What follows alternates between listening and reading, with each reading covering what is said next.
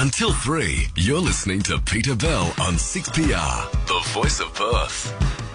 It's 22 past 12. Thanks for your company on this Friday afternoon. I hope it is going well for you. Hearing Awareness Week, 25th to the 31st of August. You might be surprised, or maybe you're not, that 1 in 6 Australians has been affected by hearing loss. And some quick calculations means that that's up and around the 3.5 million Australians who are affected. An amazing story is about to be shared by Lisa Evans, who joins us here in the studio. Hi, Lisa. Hi, Peter. Thank you for coming in this afternoon. Now, I'm reading here that you lost your hearing overnight, so literally overnight, and tell us how that happened.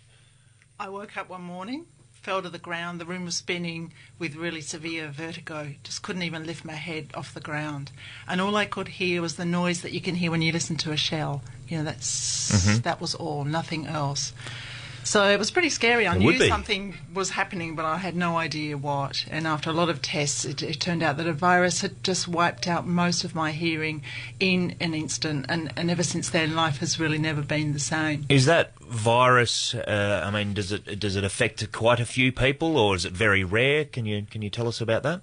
It is quite rare, yeah, and for most people the hearing loss is sudden, and it's also permanent, and it comes with a balance. So the virus also attacks the balance centre, but fortunately that did improve after about a month of being on a drip and being bedridden, basically, yeah. When this was communicated to you, what was your reaction? I'm sure it would have been quite extraordinary when you realised what people were telling you. What was your reaction? I was devastated because I knew that it would affect my career and my family, and not being able to do the stuff that I loved, because we just rely on our senses so much, and just having something that we take for granted taken away from us just so suddenly really makes you think long and hard. Up until that moment, you had a fantastic career as a midwife in the neonatal intensive care unit, which is extraordinary work. And did you think straight away that would be no more? I did. I realised that, it's a very high-tech, very demanding, challenging area where you've just got to be 100% on the ball and have all your senses to be able to react to emergency situations. And it was a career that I'd done since I was 18, 19, the only career I ever knew, and I never thought that I'd be doing anything else. So I realised I wasn't going to be able to function in that high-tech intensive care environment. Okay, so the treatment for the hearing loss, when did you get a glimmer of hope that it wouldn't be a permanent hearing loss for yourself? It is a permanent hearing loss, so right. I have a little bit of residual hearing on one side, but the hearing due to the virus is complete and doesn't return, and that's why normal hearing aids and devices are no good, because the nerves have actually been damaged. So I pretty much knew that straight away. Right.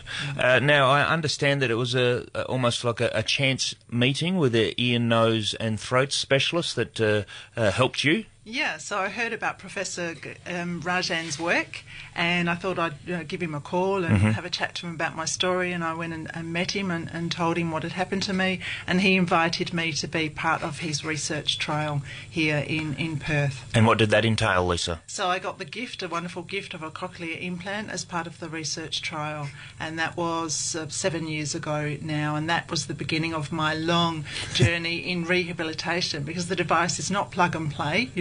The surgery is tricky, but that's really the easy part in comparison to learning how to retrain the brain to hear in a completely different way. And of course, if you can't hear properly, you can't speak properly either. Can you articulate for us how it is possible? I know that's going to be difficult in a short little radio interview, but how does it actually work, the implant? Okay, well, in very basic terms, there is a processor that's inside the skull, and basically the sound comes in and is turned into sound waves that simulate normal sound. Simulate being a key word. It's very, very different to normal sound. So what you hear is completely different to what I hear. And to make it even more tricky for my brain, because I've got a tiny amount of residual hearing on one side, my brain has to blend the two sounds together, and they actually come in at a slightly different time. So sometimes, I still have struggles. Sometimes it's easier than others, and it's a thing that you are constantly learning to use, because different pathways pathways have got to be laid down in the brain. Yeah. So with the learning and the retraining, how much of an ordeal? How frustrated were you on occasion? The challenges, and I guess how long it took. It is a huge journey, and it's one of the things that I had to commit to doing as part of being accepted on the research trial. So initially I was at the hospital with the research team 4 mornings a week, just having constant mapping and reprogramming and just learning to use the device very, very slowly. It takes a long, long time. And initially I couldn't make any sense. I couldn't make any sense of any sounds. And then gradually, after listening and focusing and going right back to basics, so I literally used to listen to children's books, learning to read books to try and make out initially single sounds and then single sentences. Okay, it is Hearing Awareness Week, the 25th to the 31st of August. How did people's interactions with you, Lisa, how did it change after your hearing loss? Yeah, it's interesting, Peter, because a lot of people don't understand much about hearing loss, and there are different types of hearing loss. And as a person who is hearing impaired, you can also often feel quite isolated and withdrawn. And because you have to really focus and concentrate in crowded situations particularly, you tend to often get left out. So it's quite common for people with hearing loss to actually have higher rates of depression and isolation. Yeah. What about things like, you were a very successful midwife, as we said before, in the neonatal area in the intensive care unit. You put that career behind you. What sort of job opportunities are out there for someone like yourself? Well, I basically retrained. I went back to uni and finished off a degree and moved into the public service. So I still stayed in the area of health. Okay. And you found that very difficult, though, that next job opportunity afterwards. Is that right? Yeah, it was a real struggle for me. I really found it hard to make sense of the public service and the way that it works. I'd gone from frontline critical care nursing to sort of back end bureaucracy where things don't happen very quickly.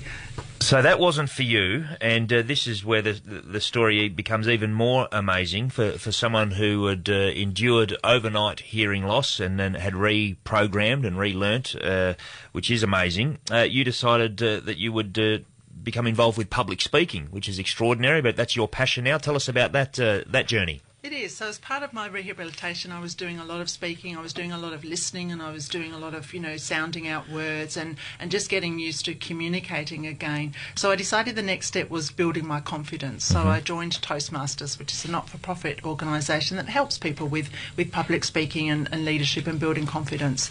And I became hooked on public speaking really early. I just loved it. What about it? What about it got you hooked?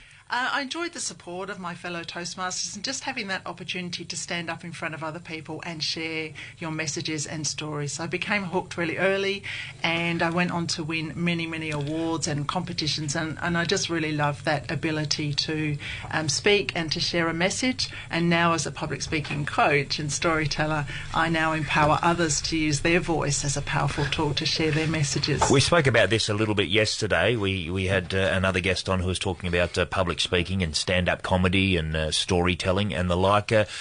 For the average person out there, have you just got a little bit of advice if they're called upon at work or in a family situation to say a few words and they're really, really scared about it? What are just some little hints that you might be able to help them out with? Number one is be yourself. Don't try and be anybody else. Be yourself. Be authentic. Make sure you're breathing properly. Don't forget to breathe. That's really, really important. And just remember that sharing your message is a gift for your audience. So as speakers, it's never about us. It's always about the message that we share. Is your work primarily at the sort of executive level now? Yeah, I mainly coach executives to learn how to create powerful presentations and pitches. I'm also a coach for TEDx Perth, so we've got that coming up now. And I also run live storytelling events and raise money for charity, so we've got one of those coming up as well. Lisa, if people would like to get in contact with you about any of the things that you've mentioned today or your business, how can they do so? Yeah, Lisa at Speaking Savvy, so speakingsavvy.com.au and at Speaking Savvy on Twitter and across social media. Thank you so much for your time today. Thanks for the opportunity, Peter. Lisa Evans, Speaking Savvy. You can Google that and get in contact with her if you would like. It's an amazing story. Hearing Awareness Week, the 25th to the 31st of August. Let me remind you that 1 in 6 Australians have been or are affected by hearing loss.